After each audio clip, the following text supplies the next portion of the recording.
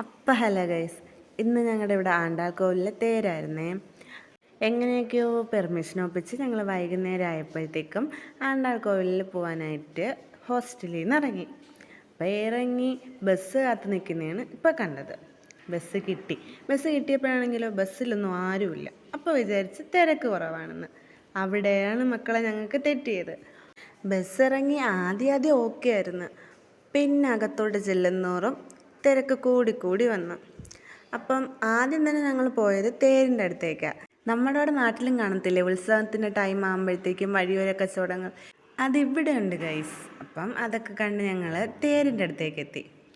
തേരാണെങ്കിലോ എന്നും പോസ്റ്റിങ്ങിന് പോകുമ്പം കാണും, പക്ഷേ ഇന്ന് വെച്ച് കാണാൻ നല്ല രസമുണ്ട് കേട്ടോ. കാണാൻ ഒരുപാട് അലങ്കരിച്ചിട്ടൊക്കെ ഉണ്ട്. തേര് രാവിലെ എടുത്തു കഴിഞ്ഞ് അപ്പം തേരൊക്കെ കണ്ടുകൊണ്ടിരുന്നപ്പോഴാണ് ഒരു ബലൂൺ ചേട്ടൻ പോകുന്നത്. അപ്പം നേരെ ബലൂൺ ചേട്ടൻ്റെ പുറകെ പോയി. അവിടെ നിന്ന് വീണ്ടും മുന്നോട്ട് പോകുമ്പോൾ വീണ്ടും ഒരുപാട് സാധനങ്ങൾ ഇട്ട് വിൽക്കുന്നു. അപ്പോൾ കുറച്ച് നേരം അതൊക്കെ നോക്കിക്കൊണ്ട് നിന്നു.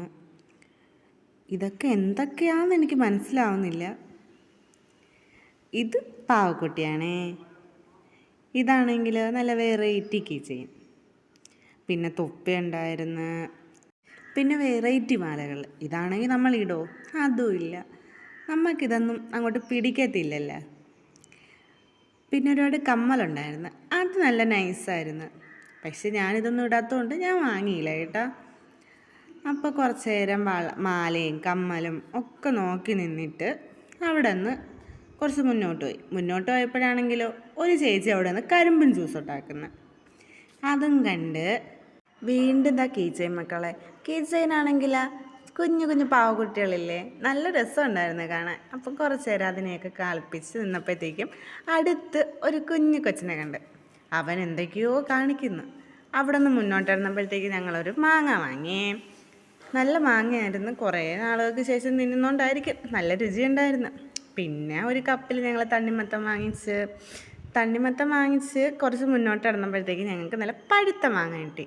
അപ്പോൾ പഴുത്ത മാങ്ങ വെറുതെ വിടാൻ പറ്റുമോ?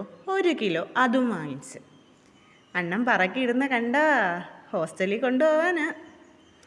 പിന്നെ അങ്ങോട്ട് പോയപ്പോഴത്തേക്കും ബജ്ജി ഉണ്ടായിരുന്നു, എന്തൊക്കെയോ ഉണ്ടായിരുന്നു. പക്ഷേ ഇതൊന്നും ഞങ്ങൾ വാങ്ങിച്ചില്ല.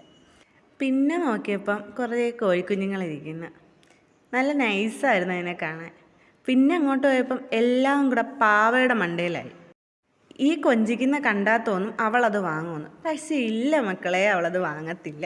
അവിടെ വെച്ച് ഇനി നേരെ നമ്മൾ ആണ്ടാൾ കോവിലിലേക്ക് പോവുകയാണേ.